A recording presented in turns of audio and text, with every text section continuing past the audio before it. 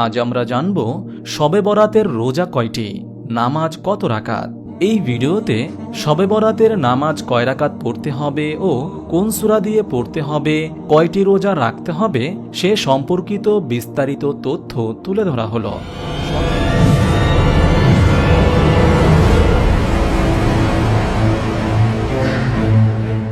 আসসালামু আলাইকুম ওয়া রাহমাতুল্লাহি ওয়া বারাকাতুহু।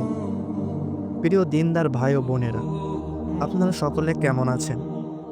আশা করি আল্লাহ তাআলার অশেষ রহমত ও মেহেরবানিতে আপনারা সকলেই অনেক অনেক ভালো আছেন। শবে বরাতের নামাজ কত রাকাত? সাধারণত শবে বরাতের নামাজ হচ্ছে নফল নামাজ, তাই এই নামাজ আর অন্য নামাজের মাঝে কোনো পার্থক্য নেই।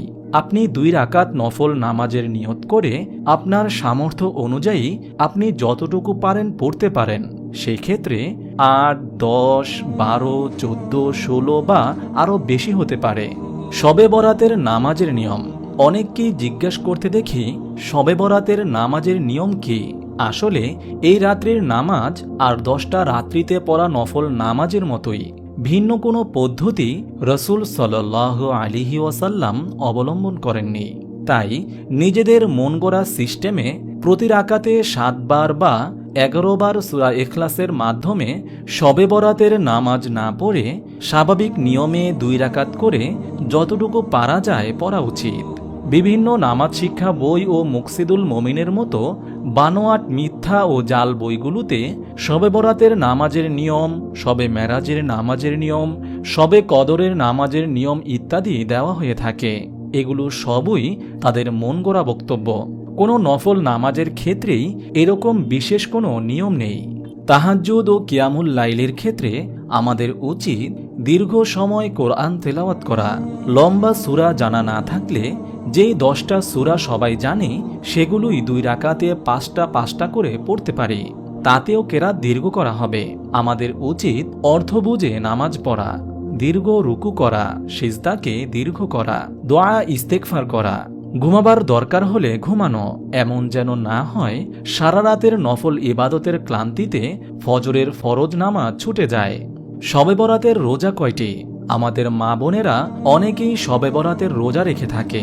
তাদেরকে জানাতে চাই, শবে বরাতের রোজা মাত্র একটি, যা আপনাকে শবে বরাতের পরের দিন রাখতে হবে। অর্থাৎ যে রাতে ইবাদত করবেন সে রাতেই সেহরি খাবেন।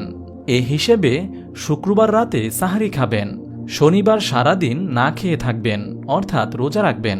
প্রতিটি আরবি মাসের 13, 14 ও 15 তারিখ রোজা রাখা নবীজি সাল্লাল্লাহু আলাইহি ওয়াসাল্লামের সুন্নাহ। আর শাবান মাসে রসুল সাল্লাল্লাহু আলাইহি ওয়াসাল্লাম অনেক বেশি রোজা রাখতেন। তাই 13, 14 ও 15 তারিখ 3টি রোজাই রাখব ইনশাআল্লাহ। শবে বরাতের নামাজের দোয়া। যারা শবে বরাতের নামাজ 2 রাকাত করে নফল আদায় করবেন, 4 রাকাত পরপর আপনি বিভিন্ন জিকির আজকার করে আল্লাহর কাছে দোয়া প্রার্থনা করতে পারেন। দোয়ার মাঝে আল্লাহর কাছে ক্ষমা প্রার্থনা সহ আপনার মনের ন্যাক বাসনাগুলো আল্লাহর কাছে বলতে পারেন। বেতেরের নামাজের পর শবে বরাতের নামাজ পড়া যাবে কি? অবশ্যই পড়া যাবে, তবে উত্তম হলো বেতেরের নামাজ পড়ার আগে আপনি শবে বরাতের বিভিন্ন আমল করে নেবেন। সবার শেষে বিতরের নামাজ পড়বেন। আর অবশ্যই মনে রাখবেন, শবে বরাতের নফল নামাজ পড়তে গিয়ে ফরজ যেন ছুটে না যায়। অর্থাৎ সারা রাত জেগে শবে বরাতের নামাজ পড়লেন কিন্তু সকালে ফজরের নামাজ পড়তে পারলেন না, এমন করা যাবে না। মহান আল্লাহ তাআলা আমাদের সবাইকে শবে বরাতের সঠিক আমলগুলো করার তৌফিক দান করুন, আমিন। প্রিয় আখিরি নবীর উম্মাত হিসেবে ইসলাম প্রচারের লক্ষ্যে ভিডিওতে একটি লাইক দেবেন এবং সম্ভব হলে ভিডিওটি শেয়ার করে সারা বিশ্বের মুসলিমের কাছে ইসলামের দাওয়াত পৌঁছে দেবেন এবং আমাদের ইউটিউব চ্যানেলটি সাবস্ক্রাইব করে আমাদের পাশে থাকবেন। আল্লাহ হাফেজ, সবাই ভালো থাকবেন।